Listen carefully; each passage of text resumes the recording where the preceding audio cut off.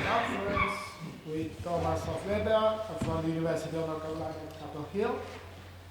He works mostly in metaphysics, mathematics, and I think his last book is and his last work that I find particularly intriguing is about idealism. And we are waiting for his last book, The Promise, about idealism and the harmony between thought and reality. And today he speaks about realism, about what there is, but idealism about what is the case. All right, thank you very much. So I want to start just with a fairly straightforward question about why are we doing this here? Why are we talking about ontology? What's so special about ontology among all the other metaphysical debates that we could be talking about? It seems to me there's one sort of fairly common answer to this question about the significance of ontology, and that is something I call the fork in the road picture. That when we engage in ontology, we want to answer a certain question, an ontological question. And it's controversial what precisely that question is, but the idea is, oh, I have to use this. This one? This is good? Does it work? No. So the idea, yeah. So there's this question, the ontological question, and the idea is that no matter what you say about this question, it will point you in one or another direction for a large-scale debate. So, for example, if you think the ontological question about about mathematical objects has an affirmative answer, then you're drawn towards one sort of large-scale picture of mathematics. And if you think it has a different answer, then you're drawn to a very different picture. And this picture will affect all the different aspects of the view. So the ontological question will be tied to issues about semantics, about objectivity, about epistemology, and so on and so forth. So the ontological questions are a real fork in the road. However, it's not so clear that on the views that are defended by several people in this room that this is still the right conception of the significance of ontology. Partly because, say, if ontology is really easy, then it's hard to see how that could be a central dividing line in these large-scale metaphysical debates. It would just mean that one side is extremely confused.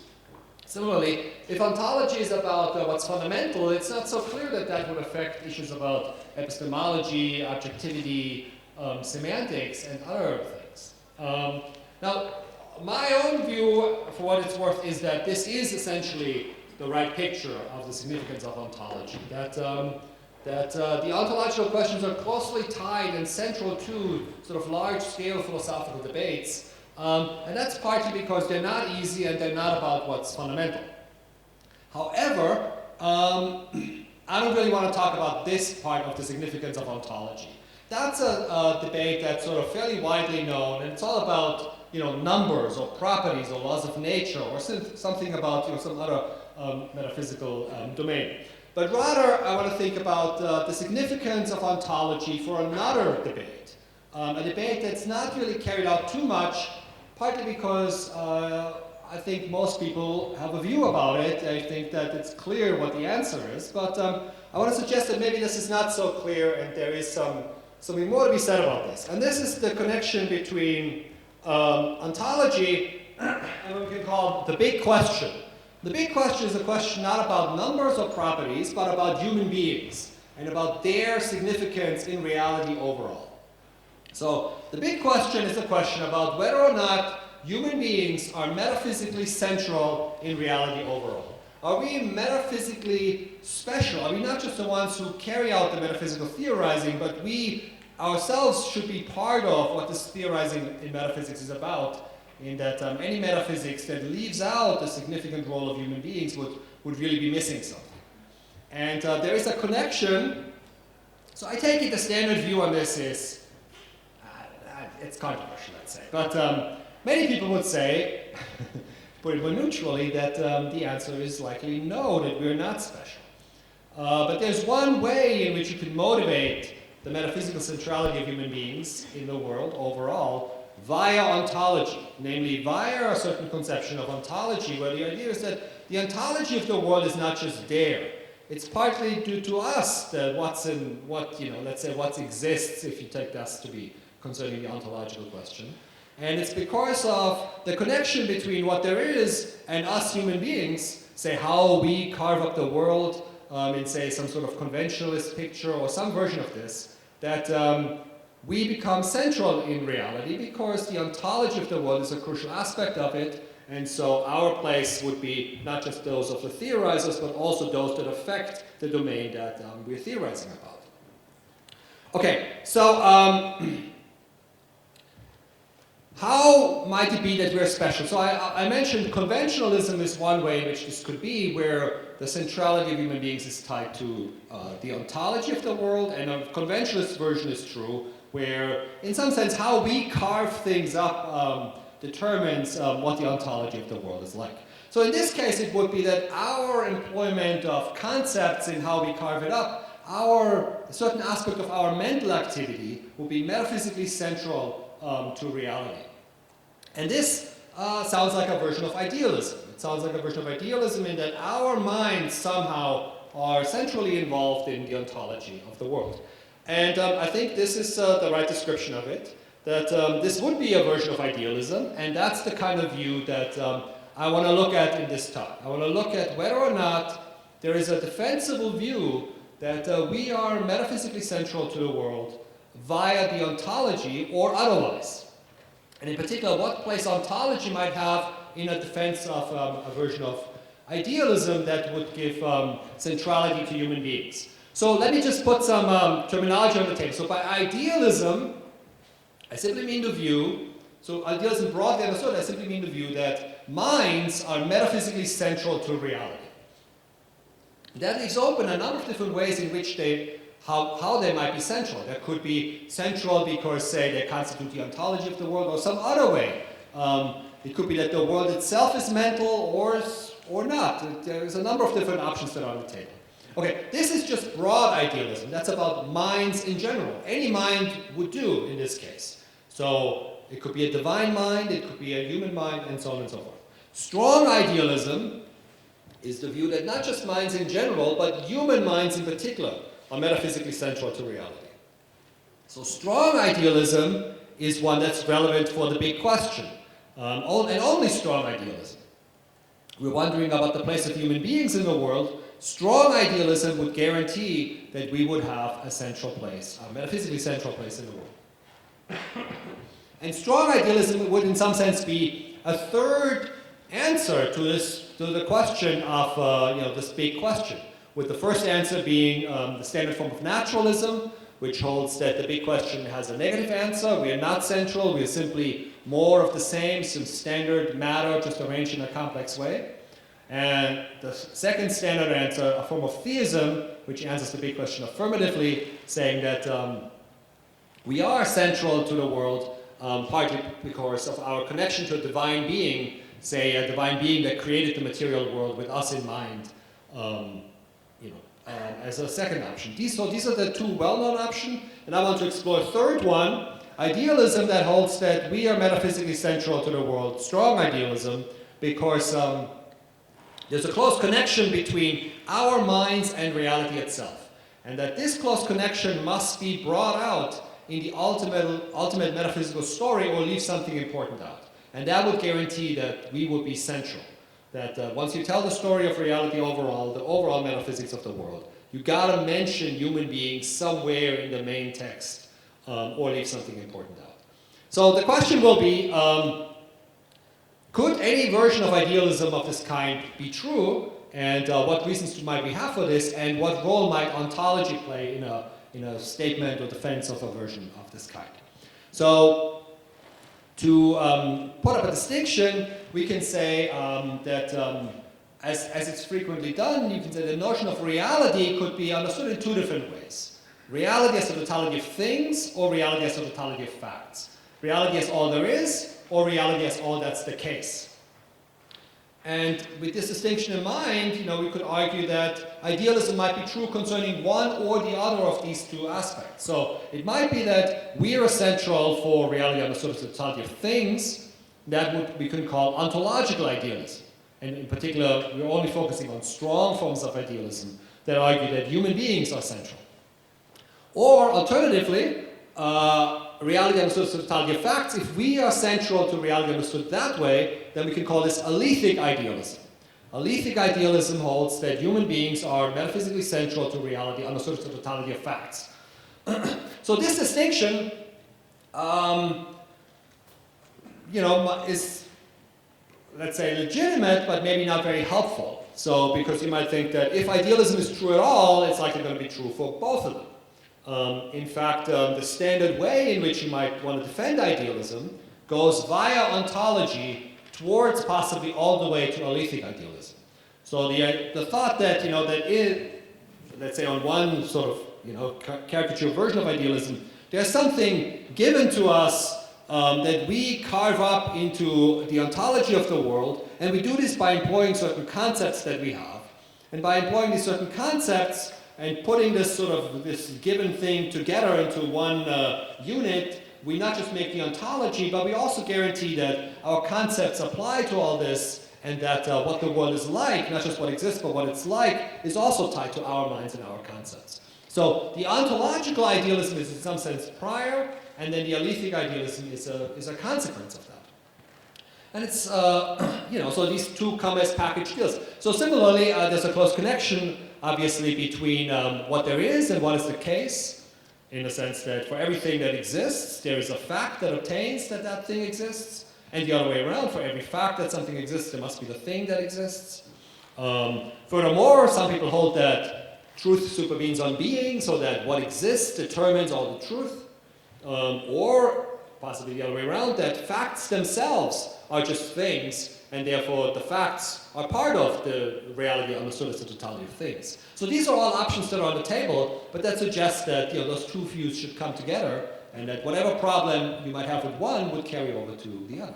And that also, is obviously the main issue here, is that how could a view like this possibly be true given what we know about human beings? We know that the world existed long before we were there, so how can we claim that we are central to reality overall, either in the ontology or with respect to what's the case, when we know that the world was there long before we were there. So this applies equally, these sort of concerns, to ontological as well as alethetic idealism, and therefore it might seem that they're a package deal, and they're very problematic and likely not defensible. So the prima facie problems for any form of strong idealism is at least the following three. First, how do you even state the view? In what sense are we supposed to be central? What sense are we having a metaphysically central role in reality? So for example, if you hold that somehow reality is dependent on our minds, the question will be in what sense of dependence? And obvious candidates for thinking about the notion of dependence make this to be quite clearly extremely implausible and obviously false. Secondly, even if you had a coherent view of idealism, the question is, what could possibly be an argument in favor of that form of idealism? Why could we possibly think that this form of idealism might actually be true?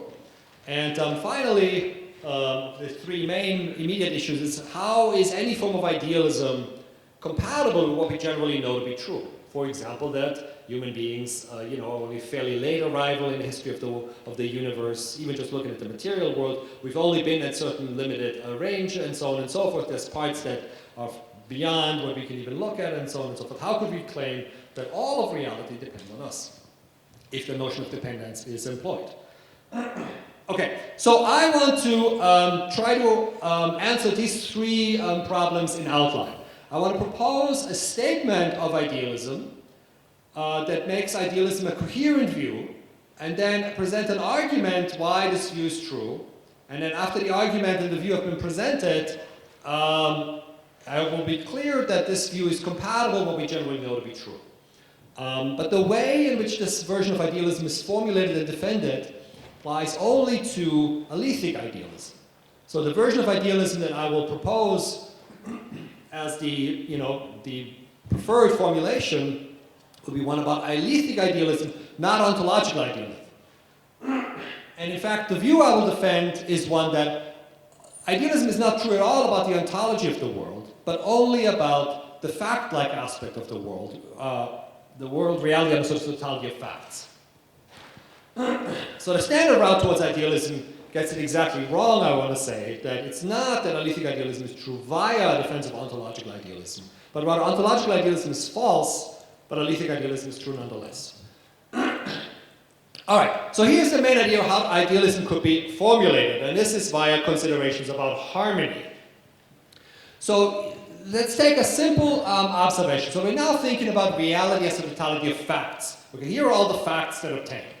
So thinking about the facts, we can note that certain facts are similar to each other in particular ways. So for example, the fact that this water bottle is half full and the fact that this glass is empty are both facts of an object having a property.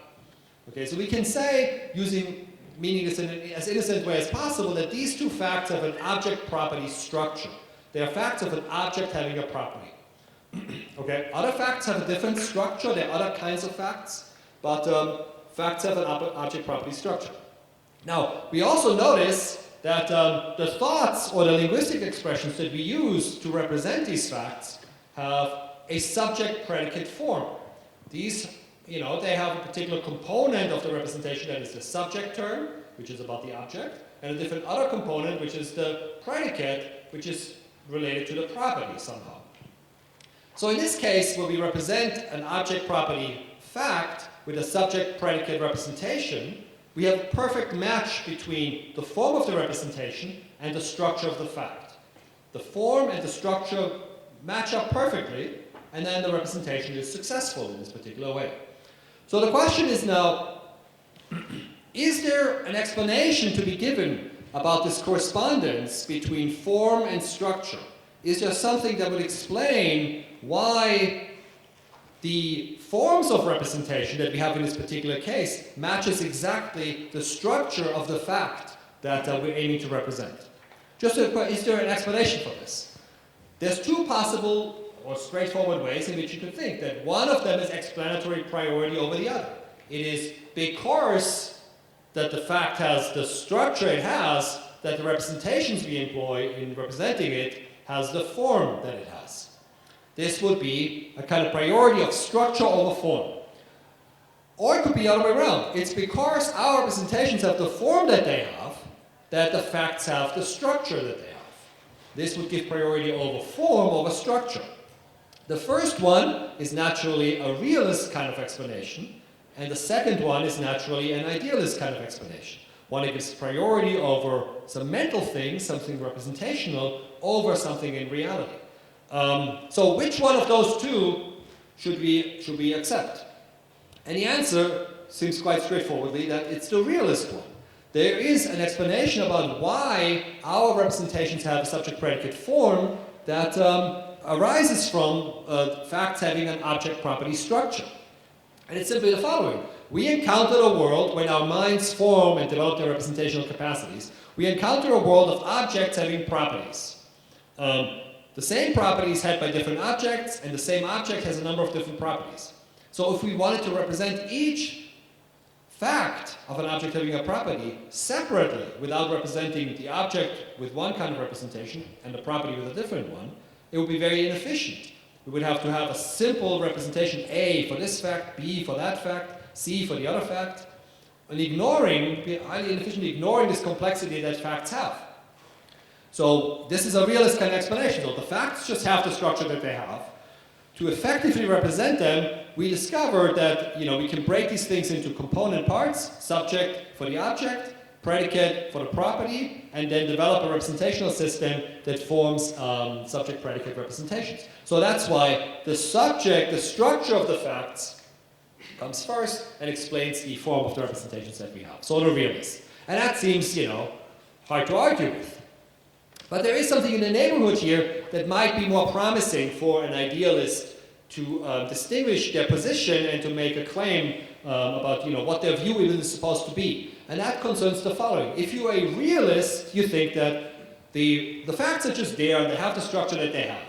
And then the forms come secondly. We correspond, we react to the facts that we encounter, develop representational systems with certain forms, and then that's where the forms come from. If you're an idealist, you see it the other way around, and you say, no, the forms are first, and the structure of the facts is somehow a consequence of or explained by the forms that we have. So there's a difference between those two kind of views in the following way. The realist should accept that, well, at least in principle it could be, that there are some facts that have a structure that's totally different than any of the forms we have. These might be just facts that, haven't really had the proper impact on us. Our minds did not develop in trying to represent those. There could be facts of this kind the realist can hold. It just might not make a big difference, but certainly such facts are not ruled out. The idealist would say, no, those facts can't be there. If all the structure in the facts comes from the forms of our thoughts, then it can't be that there are any facts that have a structure that goes beyond the forms of thoughts that we have. So to put some terminology on this, let's say a fact is ineffable if we can't represent it. That's sort of the general term. Then there could be two sources of ineffability. Either, so let's take a subject-predicate representation. Why might a subject-predicate representation be insufficient to represent a certain fact that's ineffable? It could be A, we can't represent the object, or we can't represent the property, or we need a different form of representation to represent that fact. Okay, so I will call the first two sources of ineffability content ineffability, and the second one, or the third one in this case, structural ineffability. So structural ineffability is when the form of representation that we have available, the forms that we have, are not sufficient to represent a fact of that kind. Okay? And so this is exactly what a realist and an idealist can disagree about. The idealist can say structural ineffability is ruled out. It can't happen because our forms of representation somehow lead to the structure of the facts, and so the structure of the facts can never go beyond the forms of representation that we have, so structural ineffability is guaranteed to be ruled out. Whereas the realist says, well, it might be ruled out by accident, we might have gotten lucky, maybe all the facts are very simple, they're all just object property facts, but in principle, we can't guarantee that such structural ineffable facts are not ruled out. So the realist should accept at least the possibility of structurally ineffable facts. Okay, so this leads to a way in which realism and idealism could be distinguished. The idealist could say that, no, structural ineffable facts are ruled out not just by accident, but for a reason. And that reason is one that makes clear that idealism is true. Whereas the realist would say, well, if structural ineffable facts are not there, it was lucky, but in principle, there's no guarantee for this. All right, so we can distinguish then the structural effability thesis, which says that every fact is structurally effable, and the structural ineffability thesis that says every fact is structurally ineffable.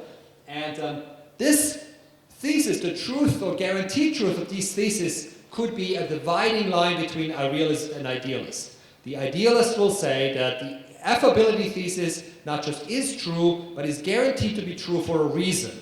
And the realist says that, well, if the effability thesis is true, it was a lucky accident. The ineffability thesis certainly is a possibility, a coherent thing that we should take very seriously. Okay, so now I want to suggest that this is way in which idealism can be formulated. The question is there any good argument in favor of idealism as understood? Is there any good argument that would conclude that the structural effability thesis has to be true, and there's a reason for its truth, and this reason makes clear that we are metaphysically central in reality understood as the totality of facts. And the question will then be also, how does this relate to the ontology of the world? Okay, so I want to now propose an argument for the guaranteed truth of the structural effability thesis that I claim supports idealism.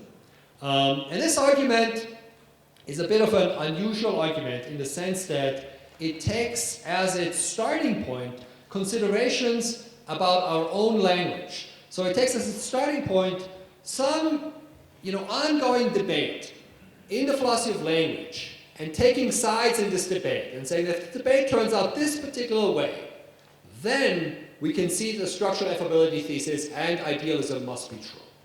And then after I presented this argument, I will look at whether or not any argument of this kind could possibly be true, whether or not we can show that idealism is true, understood as a view about the metaphysical centrality of human minds in reality, by considerations about our own language, just how we talk about the world.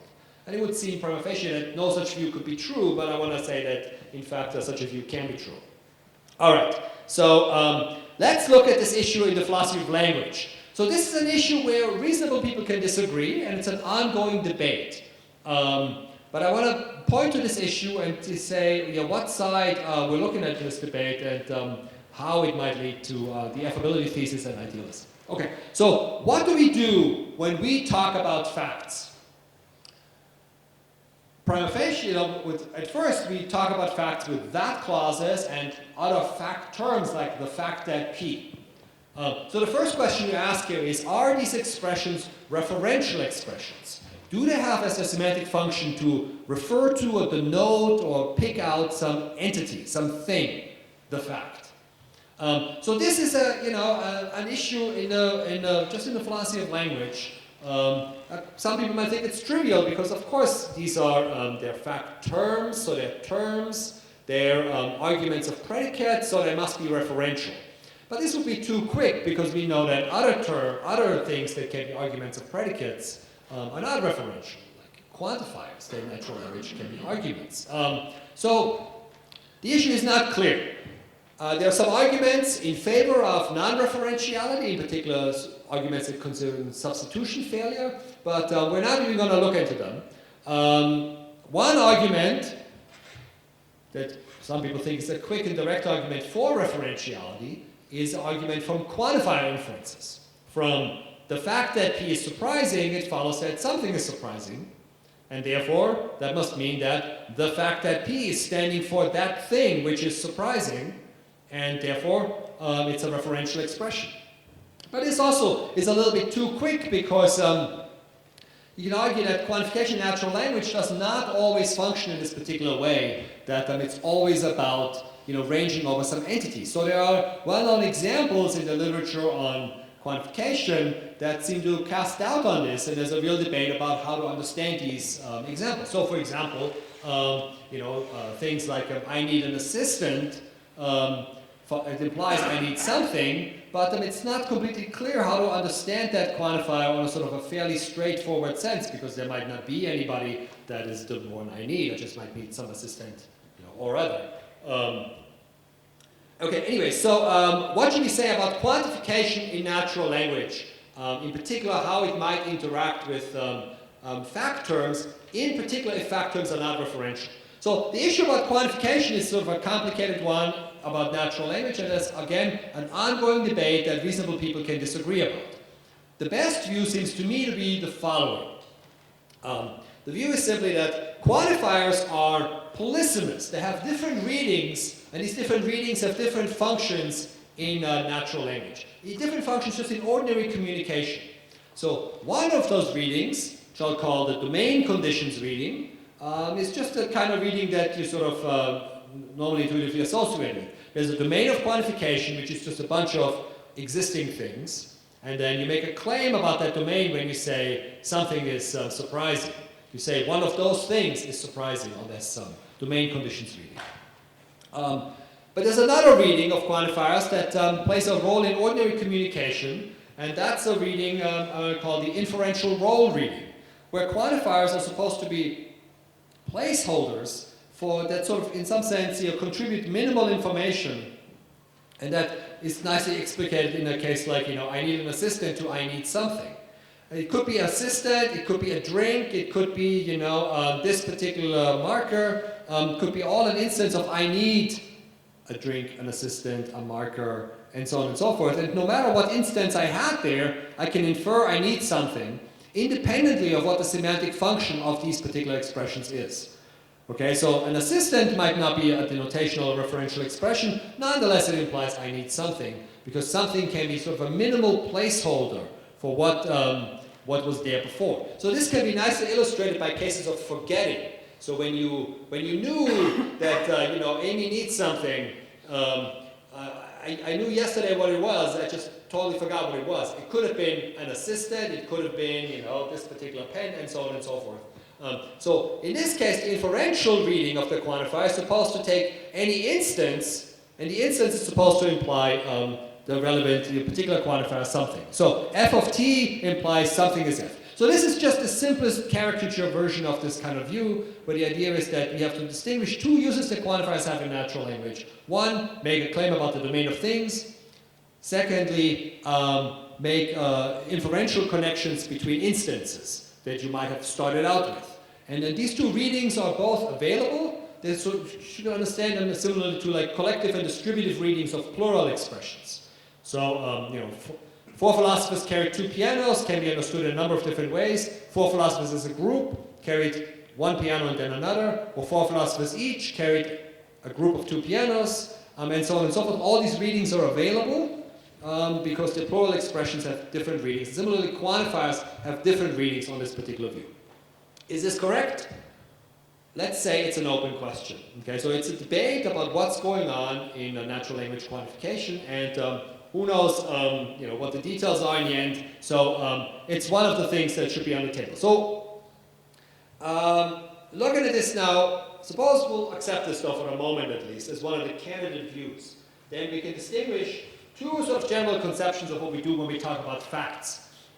Externalism, which holds that that clauses in factum are referential and quantifiers are generally used in their domain conditions reading, and internalism, which holds that they're not referential and the relevant expressions are used in their domain conditions reading. Okay? These are two views of just what we might be doing when we talk about facts, and these two views should both be on the table, and it's an empirical question which one of them is right. Okay, but so let's think about a little bit more about the internalist view. So what should we say are the truth conditions, or the contribution of the truth conditions that the inferential quantifier makes? And here the idea is that the inferential quantifier is motivated by considered cases of forgetting, let's say, where you started out with an instance where yesterday I knew that Amy needed tea, and there was some instance, I just don't remember which one it was, and then I infer Amy needs something. So here, the idea is that we want the quantifier to have a contribution to truth conditions that gives it that inferential role for which we want it in communication. And here, there is, a simplest solution. So again, this is just a sort of a toy, simplistic example, an outline of how this is supposed to go. This view can be developed in much better detail, but not in this talk. So let's just go with the toy, simple example, where the idea is that on the simplest solution to the truth condition, what the truth conditions might be, that give the quantified inferential role, you just take it to be, in the something case, truth conditional equivalent to the disjunction of all the instances that are supposed to imply it.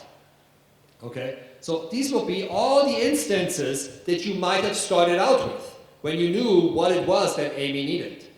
And those then are inferentially related to Amy needs something, and on these truth conditions, you would the quantified statement would be truth conditional equivalent to all the instances that you might have started out with. And those would be all the instances that you might have had, so all the instances in your own language. Okay? And similarly for everything is F, those would be truth conditionally equivalent on the inferential reading to the conjunction over all the instances. Now, are those the right truth conditions? Again, that's a question that reasonable people can disagree with. It's a question about what's going on when we quantify over facts, when we talk about facts. So it's a largely empirical question. But suppose internalism is true, and internalism now is understood as coming with the simplest truth conditions that give you the inferential reading of the quantifier. Then we can revisit the issue about the affability thesis. So the affability thesis, first for propositions for simplicity, every proposition is structurally affable. If internalism is true, then this is inferential quantification over facts. And on the internalist picture, that will be truth conditionally equivalent to all the instances in your own language. So it will be truth conditionally equivalent to the conjunction, that P is structurally affable. And this conjunction is true, because each instance on the simplest truth conditions is an instance in your very own language, and therefore comes out true. Each conjunct is true, so, 10 minutes already, all right. Okay, similar for facts, it's just a little bit more complicated. Similarly, it's equivalent to a conjunction of a bunch of instances. Each instance is true, so therefore the conjunction comes out true. So the affability thesis is correct. So harmony obtains. Harmony obtains in the sense that every fact that there is structurally effable by us in our language as we have it. So the question now is this an accident or is this obtaining for a reason? And the thought is, it's not an accident at all. You can see that this must be so from just looking at the semantics of the quantification that's involved in the statement of the affability thesis. So the affability thesis is guaranteed to be true. It's not an accident. So, but could this possibly be taken to support anything like idealism? And the thought here is that, well, that's highly problematic because how could you support idealism by thinking just about how you talk about facts? Idealism was supposed to be understood as a question about how our minds over here relate to reality over there, the totality of facts, and those were somehow in harmony. You can't just think about one, without connecting it to the other and establish that the two things are in harmony. Similar, the language metaphysics gap. You can't draw metaphysical conclusions simply from considerations about your own language. Okay, nonetheless, I think these are both mistaken. So, just briefly, you can draw metaphysical conclusions from considerations just about your own language. And the simplest example of this is just one that we were just talking about. If internalism is true, then fact terms are not denoting, not referring expressions. They're doing something very different semantically than referring. Therefore, whatever there might be, none of it is the fact that snow is white. Because the fact that snow is white, as I just used it, isn't referring to anything. It's not referring to anything in the domain, so nothing in the domain is the fact that snow is white. So we can conclude that the domain does not contain facts. The fact that snow is white, the fact that 2 + 2 is 4, and so on and so forth are not in the domain. So facts do not exist. So therefore, I drew an ontological conclusion simply from considerations about language. I drew a conclusion in metaphysics from considerations about language. So this is how the gap can be bridged. And although this is at first only a sort of a negative conclusion, it comes with a number of more positive philosophical views. And this, is a case where the ontological issue is actually crucial. The non-existence of facts is crucial for the support of idealism. Okay, so let me bring up some crucial things now. Okay, so suppose we go along with this. Suppose internalism is indeed true. Suppose quantification of facts works with the simplest truth conditions as outlined. Whether or not this is true is highly controversial, but suppose it goes that way. Then we would get a version of idealism, I want to say. We would get that the affability thesis is true for a reason. The totality of facts is connected to us then in the following sense. Let's distinguish two different notions of dependence in which reality as the totality of facts could depend on us. One, I want to call truth dependence, and according to this notion, reality does not depend on us. Truth dependence is just the view that which facts obtain depends on us. Which facts of what is true depends on us. That in general is not true in this view. It's not that, the fact that snow is white is somehow dependent on us. Truth dependence is false. But range dependence is a different view. Range dependence says that the totality of facts cannot outrun the kinds of facts that we can represent conceptually. So the totality of facts cannot go beyond the kind of facts that we can represent structurally, at least. And this is what I call range dependence. Okay, the range of the totality of facts is dependent on the kinds of representations that we have available, at least structurally. And this kind of dependence is one that supports idealism. And this is the kind of dependence that is supported by internalism. So the thought is that think of the totality of all facts that obtain. As it turns out, this totality of facts cannot go beyond the kinds of facts that we can represent conceptually. So therefore, there is a limitation on the totality of facts by our human minds. It cannot go beyond what we can represent. And this is something that should be mentioned in the overall metaphysics of the world, unless you want to leave something important out. Namely that there's a guarantee that the totality of facts is tied to our minds in this particular way. And this is the kind of view that I want to claim is supported by idealism. And this form of idealism is completely compatible with a fully realist ontology. There's no claim about, that what exists is anyway tied to us. Only that the range of the facts that could in principle obtain is tied to the kinds of forms of representations that we have available. All right, before I run out of time, let me conclude. So let's revisit the three main worries about the defense of idealism that I started out with. How is idealism to be formulated in a coherent way? I want to say via range dependence. I didn't mention this, but it was on the other slide. I call this conceptual idealism. Okay, conceptual idealism is the view that reality as the totality of facts is range dependent on our minds. It's a form of alethic idealism, but not of ontological idealism, and it's compatible with ontological realism. Okay, this is how the view is stated. It's explicitly formulated. The notion of dependence that I rely on is explicitly stated, not mysterious, and can be fully spelled out. How could we argue for it? I try to outline a strategy, namely via internalism. If internalism is true, then we get an argument for conceptual idealism so understood. And since conceptual idealism does not say anything about truth dependence, only about range dependence, it's completely compatible with what we know to be true, that there were rocks long before there were human beings and so on and so forth. So the issue will be two main things, if this is at all on the right track. Number one, what should we say about internalism? Is there any chance of defending this internalist picture? Number two, how is this metaphysical view, this conceptual idealism, to be understood in more detail? I haven't really talked much about it. I mean, I only said that there's no ontology of facts, but how is this whole range of all these things that we talk about with that clauses, the sort of propositional aspect of the world, to be understood? What's the overall metaphysical picture here? So I try to defend internalism in this book over here called Ontology and the Ambitions of Metaphysics, among other things, but so it includes a detailed defense of internalism about facts, both the proper development of the story about quantification, without doing this sort of crazy simplifying that I did now, and a number of arguments that I want to say support this view that talk about facts is non-referential and that quantification is to be understood along those lines that would give these idealist conclusions. And now what I'm working on now is a book called Idealism and the Harmony of Thought and Reality, which is supposed to defend this particular version of idealism in more detail, the positive metaphysical picture. How this form of idealism is supposed to be understood more clearly, how it's different from other more traditional forms of idealism, but similar in certain ways, and so on and so forth. All right, I am out of time. Thank you very much. Oh, I got 2 minutes. Okay. Oh, okay. All right. All right. Thank you. Sure.